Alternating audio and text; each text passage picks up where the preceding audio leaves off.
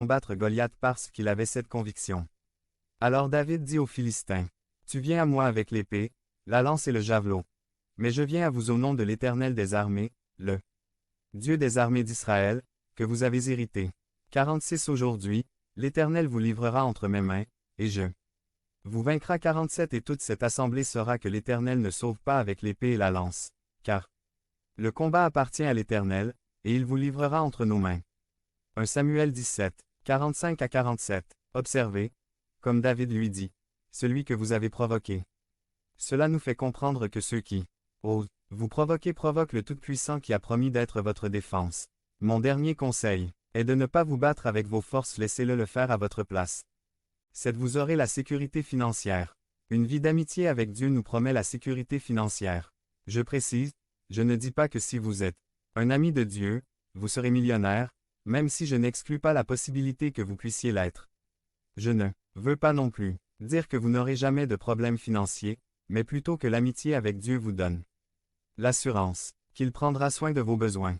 Le psalmiste a dit, « J'étais jeune et je suis vieux, et je n'ai pas vu les justes abandonnés, ni leurs descendants mendier du pain. » Psaume 37, 25. Devenez membre de la chaîne et AIDEZNOUS à propager la parole de Dieu à travers le monde. Vendredi 15 mars 2024.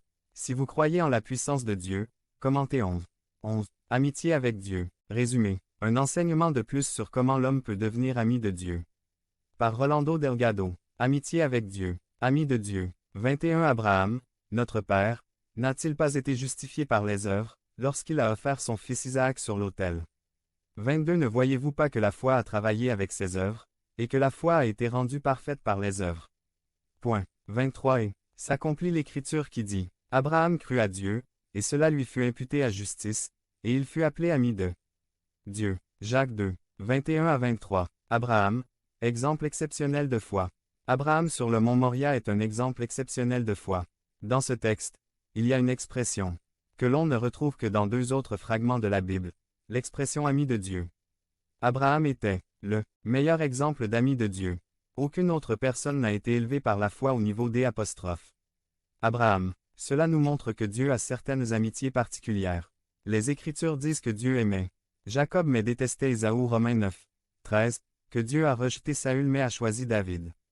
Dieu a parlé aux prophètes à travers des rêves et des visions, mais il a parlé à Moïse face à face comme un homme parle à un autre. Dieu en amitié avec les hommes. Puisque nous sommes créés à l'image de Dieu, n'avons-nous pas aussi le privilège d'être amis avec Dieu? Pourquoi Dieu a-t-il choisi Abraham pour être son ami? La réponse à cette question se trouve dans Jacques 2, où il est dit, « Parce que Abraham crut à Dieu et cela lui fut imputé à justice et il fut appelé ami de Dieu. » Dans ce chapitre, Jacques définit le concept de foi de manière plus large. Beaucoup de gens, surtout ceux qui n'ont pas bien lu le livre de Jacques, ont décidé qu'il suffit de croire que l'on est sauvé pour être sauvé et qu'il suffit de croire que pour cela on ira au ciel. Santiago démolit cette logique humaine dans le livre qui porte son nom, offrant au lecteur une explication précise et une révélation sans précédent. Jacques dit, « Ainsi aussi la foi, si elle n'a pas les œuvres, est morte en elle-même. » Mais quelqu'un dira, « Tu as la foi, et moi, j'ai les œuvres. Montre-moi ta foi sans tes œuvres, et je te montrerai ma foi par mes œuvres. » Vous croyez que Dieu est un. Vous faites bien. Même les démons croient et tremblent. Mais veux-tu savoir, homme vaniteux, que la foi sans les œuvres est morte? Abraham notre père n'a-t-il pas été justifié par les œuvres, lorsqu'il a offert son fils Isaac sur elle apostrophe autel? Ne voyez-vous pas que la foi a travaillé avec ses œuvres, et que la foi a été rendue parfaite par les œuvres, et l'Écriture s'accomplit, disant, Abraham crut à Dieu, et cela lui fut imputé à justice, et il fut appelé ami de Dieu. Jacques 2, 17 à 23. Ici, Jacques dit que si la foi n'a pas les œuvres, elle est sans vie en elle-même, elle est morte une fois morte. N'existe pas, car ce qui meurt cesse d'exister. La foi sans le travail n'existe pas. Devenez membre de la chaîne et AIDEZNOUS à propager la parole de Dieu dans le monde entier. Vendredi 15 mars 2024. Si vous croyez en la puissance de Dieu, commentez 11. Quelqu'un oserait dire, « J'ai la foi. » D'autres se risqueraient à s'exprimer, « J'ai des œuvres. » Jacques dit, « Osez me montrer votre foi sans vos œuvres qui peut montrer sa foi, sans preuve. » L'une des définitions de la foi est qu'elle ne se voit pas. C'est la conviction de ce qui ne se voit pas. Hébreux 11. Mais, cela devient visible à travers les œuvres. Personne ne peut montrer sa foi s'il n'a pas de preuves.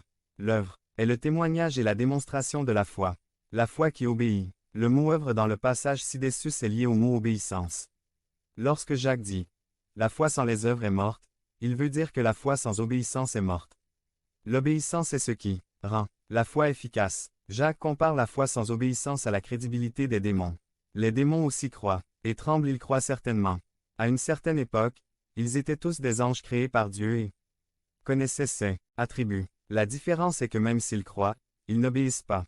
Observez, comme Jacques, qu'il compare les croyants qui disent avoir la foi sans obéissance, avec la même foi des démons, qui pour désobéissance ont été punis dans les ténèbres, dans les prisons éternelles, pour le jugement du grand jour.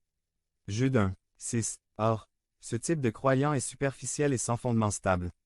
L'apôtre Jacques le qualifie d'homme vaniteux. Veux-tu en savoir plus, homme vaniteux?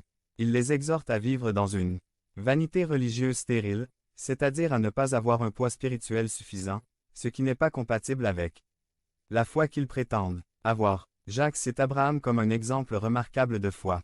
Abraham, notre père, n'a-t-il pas été justifié par les œuvres, lorsqu'il a offert son fils Isaac sur l'autel? C'est la foi qui obéit. À cette époque, Abraham était appelé ami de Dieu. Dans le prochain chapitre, nous allons définir plus précisément la foi que j'appelle foi parfaite. Grâce à l'expérience d'Abraham, la foi biblique a été définie et propagée dans l'ensemble du christianisme à travers le temps, jusqu'à nos jours. Et l'Écriture, prévoyant que Dieu justifierait les païens par la foi, annonça d'avance la bonne nouvelle à Abraham, en disant « En toi, toutes les nations seront bénies. » 9 Ainsi, ceux qui ont la foi sont bénis avec Abraham le croyant. Galates 3, 8 à 9.